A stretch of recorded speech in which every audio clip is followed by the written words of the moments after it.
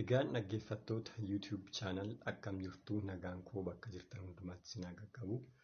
Guyyaa irraa kan waliin ilaallu moobaayila fayyadamnee akkamitti viidiyoo edit gochuu akka dandeenyudha. Viidiyoon nuti edit goonus viidiyoo baay'ee kwaaliti qabuu fi baay'ee ta'ee appilikeeshinii akkamiis akka fayyadamnu kan waliin ilaallu ta'a. Yeroo baay'ee moobaayiliidhaan viidiyoo bareedaa ta'e edit gochuudhaaf KineMaster appilikeeshinii jedhamu fayyadamuu dandeenya. Baay'eetu jiru appilikeeshinoonni nuti fayyadamuu dandeenyu. InShot appilikeeshinii jedhus fayyadamuu dandeenya. Innis baay'ee gaariidha. Ammaaf KineMasterii fayyadamnee viidiyoo akkamitti edit gochuu akka dandeenyu, giraafiksii garaagaraa fi barreeffamoota garaagaraas akkamitti halluu isaas akkamitti jijjiiruu akka dandeenyu waliin ilaalla. Appilikeeshinichis isa kana fakkaata jechuudha. KineMaster halluun isaa isa kana fakkaata gaafa bannu. Iddoon hojii maal akka ta'e kan waliin ilaallu ta'a jechuudha amma.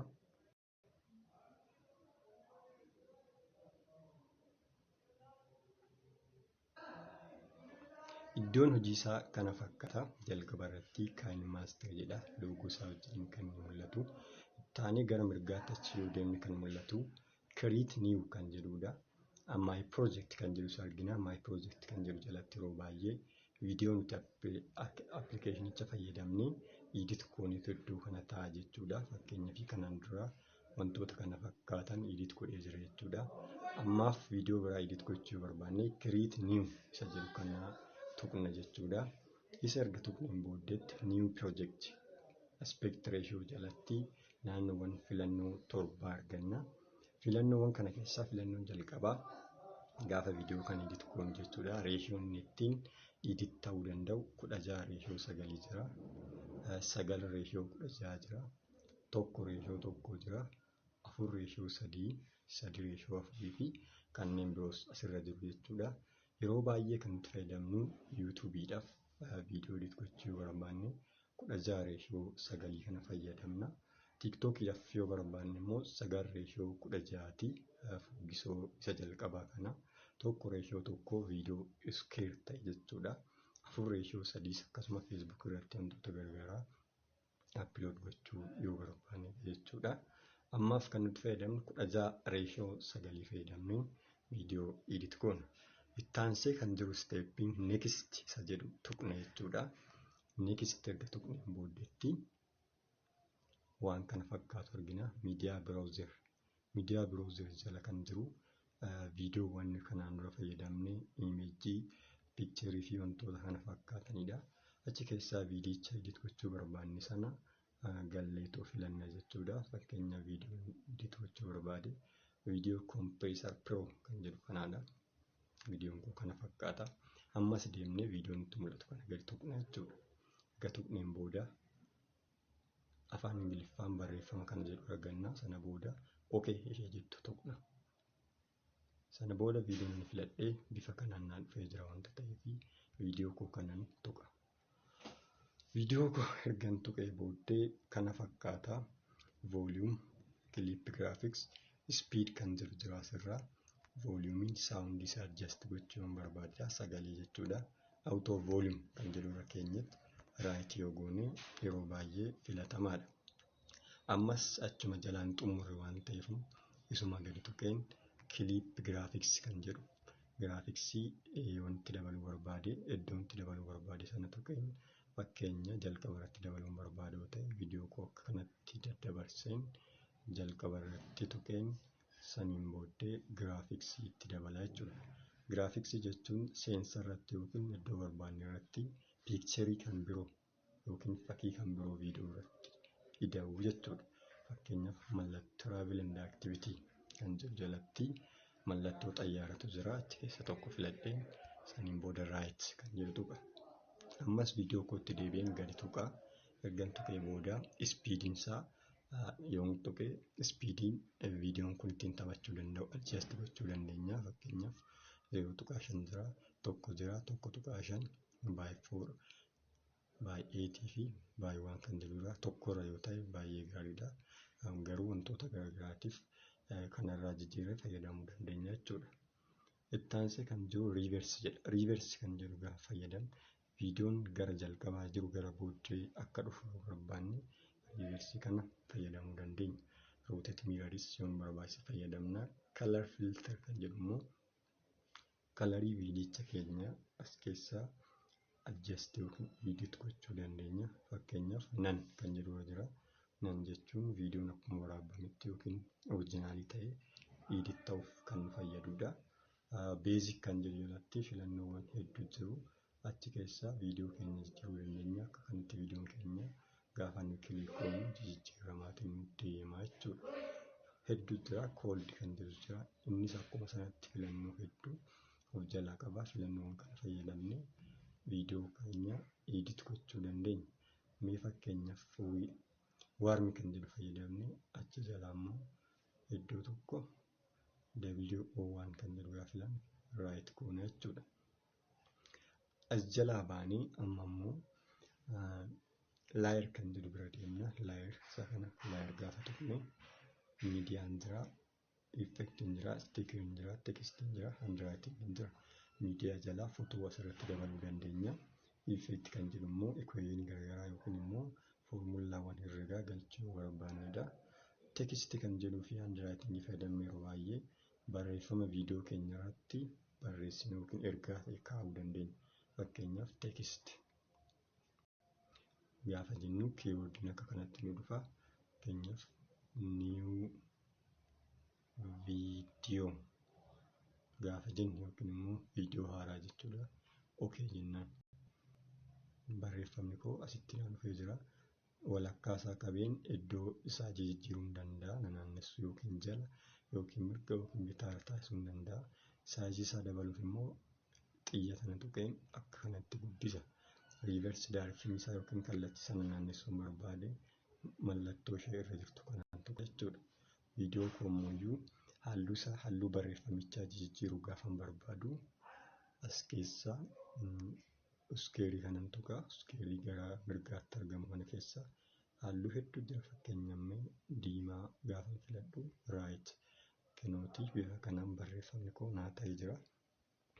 Animation kan jedhu jiraadha.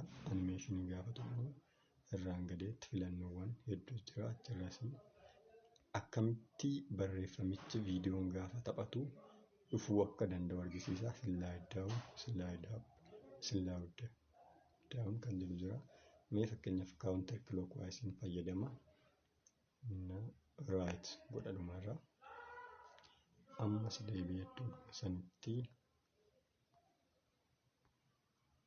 isa sana adjust ergan godheen booddee right tuqeen achi keessaa ba'a jechuudha. Ergan ba'ee booddee ammas record kan jedhu fayyadamee immoo sound yookiin sagalee biraa viidiyoo kanarratti record gochuu danda'a. Audio gaafa tuqe immoo muuziqaa yookiin kilippii garagaraa as keessaa irratti dabaluu danda'a. SFX kan jedhu jira, record kan jedhu jira. Kanaan dura moobaayilaa record godhuu irratti dabaluu danda'a. Songs yookiin muuziqaan garagaraa jira. Album, artist iddoo wanti nuti barbaanne sun jiru tuqneetoo filachuu dandeenya jechuudha. Achi keessaa gaafa baanu X goonetiin duubatti deebisna jechuudha.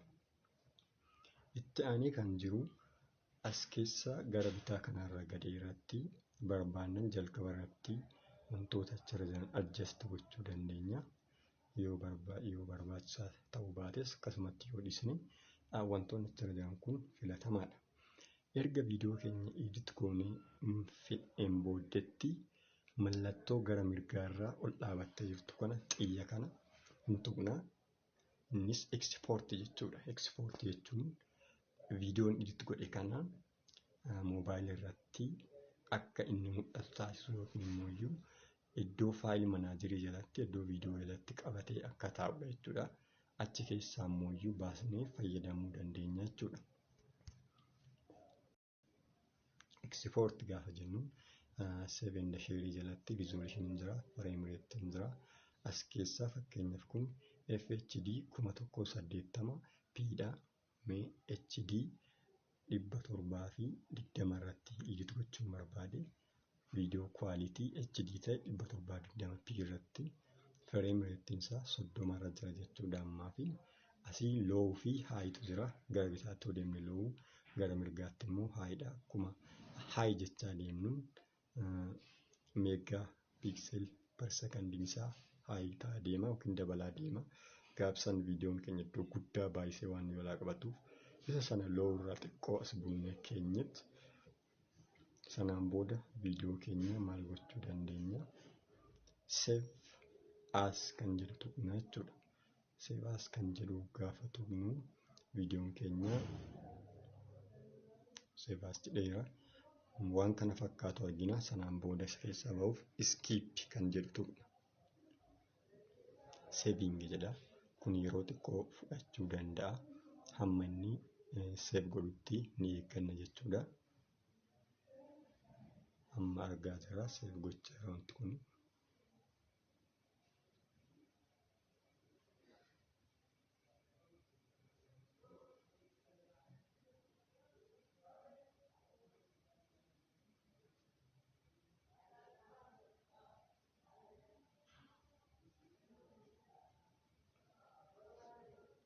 Asirratti kan nuti hubachuu qabnu akkuma viidiyoon keenya saayiziin isaa guddaa ta'aa deemen saving taayimiin yookaan immoo yeroo nuti save godhus baay'ee ta'uu danda'a. Amma sanitti obsaan eegganna. Viidiyoo nuti appilikeeshinii kanaan edit goonu yookiin immoo fuul iskiriinii guutuu ta'uu akka danda'u immoo gaafa moobayilaan viidiyoo waraabnu kaameraa keessa seennee yeroo waraabnu sana viidiyoo keessa seennee wantoota sirreessuu qabnu sirreessuu nurraa eegamaa jechuudha. Isas immoo viidiyoo itti aanu irratti kan waliin ilaallu ta'a. Kan biraa immoo viidiyoo keenya 1180 gaafa waraabnu iddoon inni qabatu iddoo guddaa ta'uu waan danda'uuf isa kana akkamitti xiqqeessuu akka dandeenyu yookiin iddoo xiqqaa qabsiisuu akka dandeenyu viidiyoo lammaffaa irratti kan waliin ilaallu ta'a jechuudha.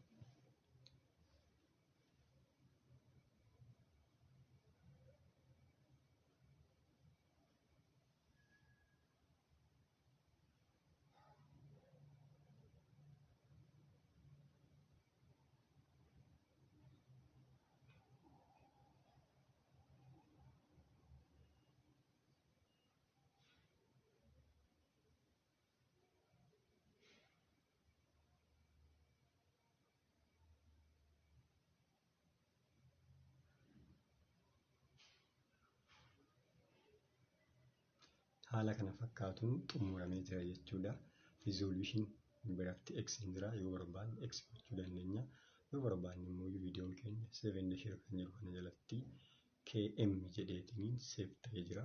Achi jalaa ilaaluu dandeenya jechuudha. Fakkeenyaaf mallattoo kana gaafa tuqu viidiyoon koo maaliin akkam banuu barbaadu na gaafata jechaadha. Play jedhee raawwatee viidiyichi maaliin taphachuu akka danda'u natti mul'isa. Garuu ammaaf isaan barbaanne waan ta'eef X godhee tanan viidiyoon koo maal akka fakkaatu iddoo kana ilaala. As gaafa tuqu OK mallattoo jedhu kana gaafa tuqe viidiyoon koo taphachuu jalqaba jechuudha.